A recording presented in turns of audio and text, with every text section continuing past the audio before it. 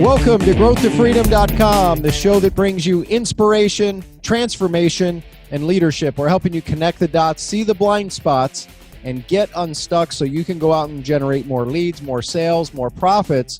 More importantly, so you can go out and have a bigger reach, a bigger impact, and make a bigger contribution. How do your core values play into your decision making of what you say yes to or what you say no to? Or more importantly, who you say yes to and who you say no to? Have you ever found yourself struggling with all the opportunities that may be coming your way? What do you say, yes, I'm doing this? What do you say no to? Or more importantly, who do you say yes and no to? I have a damaging confession. For me, I just had some DNA tests done through this very special lab or whatever. And there's all kinds of scientific data. I don't know how to read it or comprehend it or understand it. But one of the things that stood out as I was going through this DNA assessment with, a coach or whatever you want to call it, is Adelia shared with me, she said, you have ADD. And I kind of knew that, but until I got this DNA test, I wasn't for certain, right? And if you're anything like me, where you have maybe ADD or you love opportunities or shiny objects are really appealing, it's easy to say yes to most things. Because let's face it, if you're a creator, you likely have an ability to see opportunity in so many different things in so many different ways, right? And even poor opportunities, you feel like, wow, you can go out and turn them into great opportunities, right? So if you can relate to that, then you might appreciate what I'm going to share with you about how values can really, and clarity on your values can really play a critical role in what you say yes to, who you say yes to, and also as importantly, what you say no to. Years ago, I had a mentor. I think I was 24, 25 years old. And he had this saying that at the time I thought I understood it, but the older I get, I'm now in my 50s, the more I realize the power of this statement. He said, you've got to really be choiceful and work where you're deserved, not where you're needed in the world. And I'm going to repeat that because I think it's so profound and deep. Work where you're deserved, not where you're needed, right? And so as I fast forward today, as you look at what do you say yes to, right? I just had an ability to be a podcast guest on a show. And the reason I said yes to that is because it fit into our core values, right? In the years past, I would have said yes to almost anything that seemed like it could reap some kind of financial reward. And I encourage you to think about this at home. Do you have core values established in your family? Right? Maybe you're a coach. I'm blessed enough. I think some of you have known me for a while. You know that I've been coaching youth football for a few years and just love building young men and helping instill qualities of leadership and characteristics into these young men. And recently, I've gotten the privilege to be able to team up with a couple of the best coaches in the state of Arizona, Coach Mark Carter and Marcus Carter. And they asked me to come on and be the freshman head coach to come in and help build leadership in more young men, which is an incredible gift, right? And the reason that I was able to say yes to that, and the reason I said yes to the podcast, and the reason I say no to certain things is because of understanding core values, right? And having alignment with core values. And I asked you to think about it. How aligned are your core values personally and professionally? You see and hear a lot of companies, right? They go, I've got core values, my business has core values. And as I've gone into hundreds and thousands of companies now, I see core values that are good platitudes on a wall, but they don't really live. So we're not talking about platitudes that sound good, but what do you live by, right? And I've found that usually if you have more than 5 core values for your organization, for your family, or for your company, you likely have too many, right? Really narrowing it down. Now you might ask, well, Dan, I've heard about core values, but how do I translate this to my family or my team or what have you? So I'll give you an example. Teaming up with Desert Edge Football and Coach Mark Carter and Marcus Carter, one of the first things that I asked them and also wanted to know is what are the core values of the team? And they have 4 core values. One is play hard. Kind of makes sense that you got to be committed. You got to put it on the field, right? In anything you do, whether it's football in that case or life, play hard, right? Play smart, right?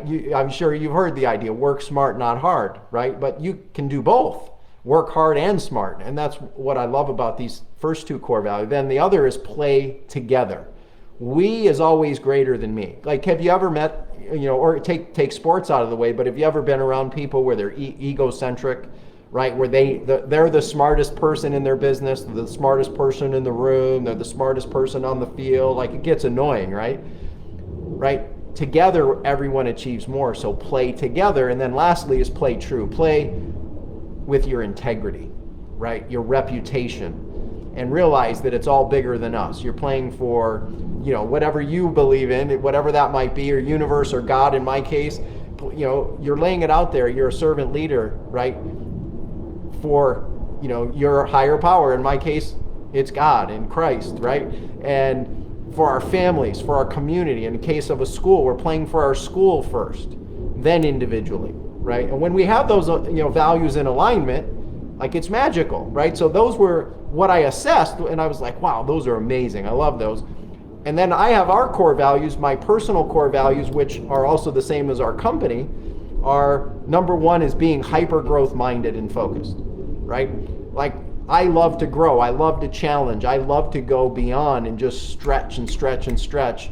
Growth, learning, new capabilities, being innovative, looking at things uniquely different, bringing outside perspectives in, bringing out, things that are outside of places into other places, right?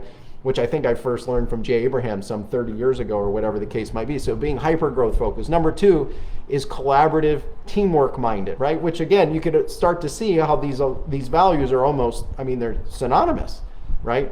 Just potentially different words, right? But collaborative and teamwork focused. And then lastly, number three is contribution based, right? Impact based, right?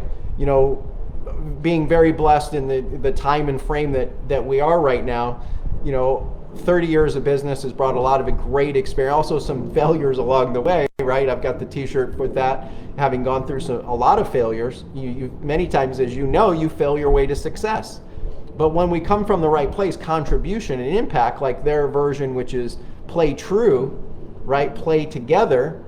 Like, again, when you bring these kind of core values together, like, it's easy to say yes to that, isn't it? Right? But how about you? Right? What stimulated this was an email from someone in our accelerator program, which is one of the programs that we offer, work with private clients to help them grow their business with a lot less stress and usually 2 times 3x their business and more with just smart strategies, building an operating system around marketing and sales. And she sent in a question about, how do you really create boundaries for yourself? And, I'm starting to realize that maybe for me today it's easier, but I can tell you I struggled at this for decades, the first 15 to 20 years of my business. Right? It probably wasn't until about 10 years ago that I went through a health experience where I ended up on an operating table with my heart issue, that I was just going at things because they were exciting, because I could do them, because I just said yes. I didn't have a lot of discernment of who and what I said yes and no to. So I encourage you, like, what would happen for you if you got crystal clear on your values? And ideally, you hearing about the core values of a high school football team, you hear about our company values, what could you build as far as your personal family values, right?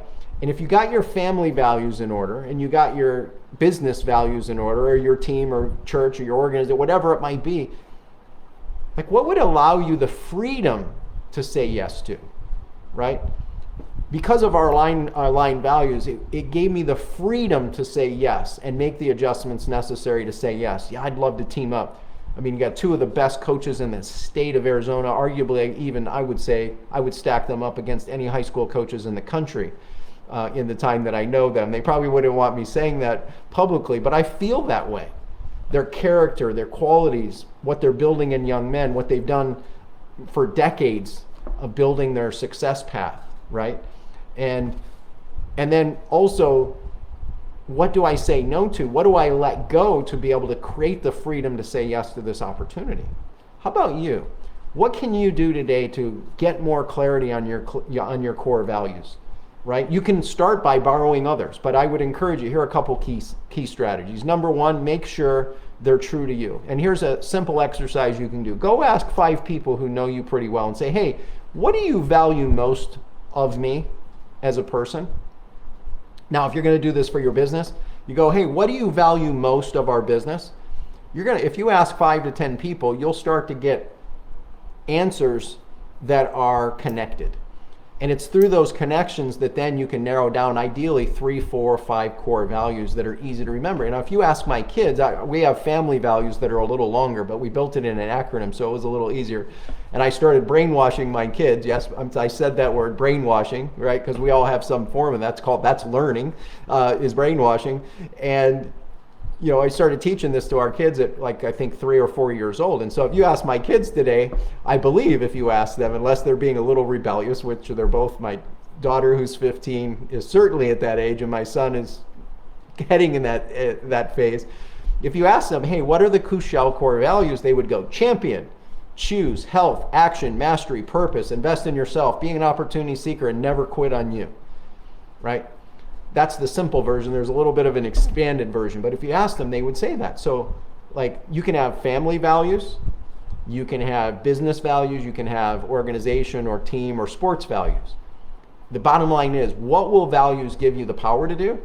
It will give you freedom, it will give you confidence, it will give you clarity, it will give you the freedom to be clear on what you feel excited to say yes to, who you feel excited to say yes to, and also what and who to say no to, right? And by the way, there are ebbs and flows in time, right? I remember one of our business clients that we had worked with for a long time. We were in sync with our core values, and then at some point, we weren't in sync so much. They started having more expectations and more demands that kind of started falling outside of these things, and then it was time to part ways, so we resigned from working together, right?